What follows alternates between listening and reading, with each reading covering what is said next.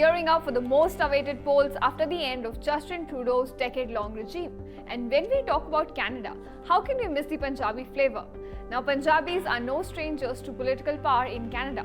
From ministerial posts to student unions, their presence is felt and heard. But now a new wave is rising. Gujaratis are looking to make their mark. Four Gujarati-origin candidates are in the fray for Canada's upcoming federal elections to be held on April 28th. And they are not just contesting, they are hoping to redefine the community's political footprint. So who are these candidates and what do they represent? Let's unpack the story of Gujaratis stepping into Canada's political spotlight. Jayesh Brahmbhatt, Sanjeev Raval, Ashok Patel and Manish Patel. They are slated to make history when they run for parliamentary seats in Canada's 45th federal election. So let's take a closer look at them one by one. Starting with Jayesh Brahmbhatt. He's looking to get elected from Brampton-Chenkuji Park constituency on a ticket from People's Party. Talking about his past life, Brahmbhatt is a civil engineer whom emigrated to Canada in 2001. He then became a successful real estate developer, and according to him, political parties in Canada are now identifying Indians as an important community in the political arena. And therefore, Gujaratis must make most of this opportunity. So when it comes to his political agenda, he's very clear that he stands for freedom, responsibility, fairness and respect for all. And therefore, he's going to deliver on all of those ideals if he gets elected, as people in Canada are looking for change according to him. Next comes Sanjeev Raval. So Raval is running on a Liberal ticket in Calgary-Midnapore constituency. The Tanzania-born Raval has lived in Calgary for about 2 decades. He owns a successful chain of stores, and being a good Jew, he automatically shares a strong connect with the Indian community. Now for him, economy is a big concern in this election, and according to him, his fight is for the middle class. He's focused on issues like better infrastructure, sports facilities, affordable housing, and work opportunities for all. On the controversial issue of immigration, which means that if elected, Donald Trump will always remain his favorite topic in the parliament, he thinks that Canada needs more immigrants, but there has to be some balance, and if elected, Liberals can restore it with the right policies. Now, speaking of Gujaratis, how can we miss out the Patels? So we also have Ashok Patel and Manish Patel in the race.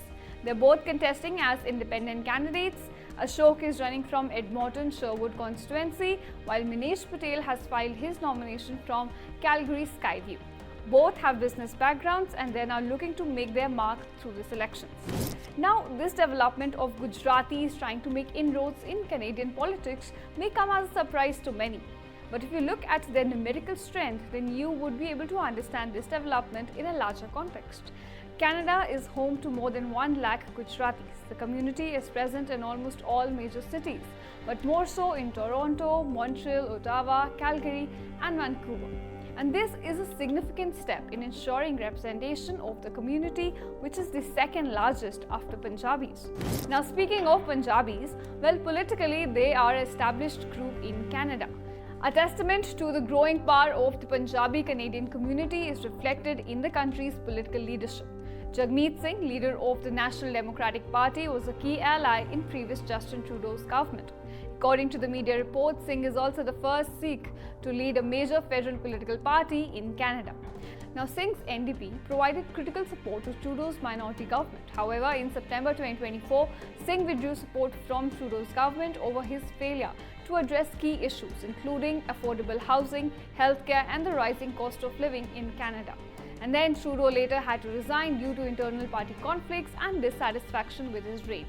Further, Canada also has Anita Anand in the position of Minister of Innovation, Science and Industry.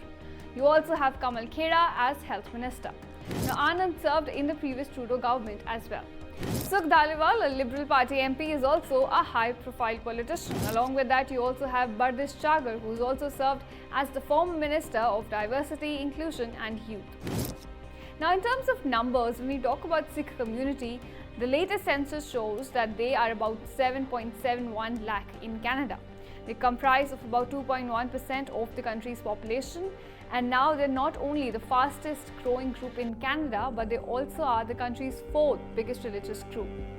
Ontario, British Columbia and Alberta have Canada's largest Sikh population, and out of the total 7.71 lakh Sikhs, over 2.31 lakh are Canadian citizens by birth, and another 4.1 lakh have permanent resident status, while about 1.19 lakh are non-permanent residents. So this is a massive change from previous decades, where there were just about 33,000 permanent Sikh residents in Canada in 1980 and about 40,000 in 1990.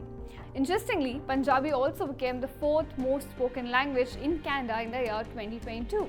The other languages were English and French, Canada's two official languages, along with Mandarin.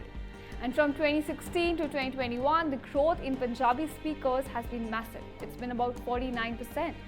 Punjabi students from India are also powering Canada's economy. In terms of numbers, there are around 3.4 lakh students in various education institutions spread across Canada. So with now Gujaratis making inroads in Canada's politics, maybe we could witness the rise of another Indian community with dominant political power in the country.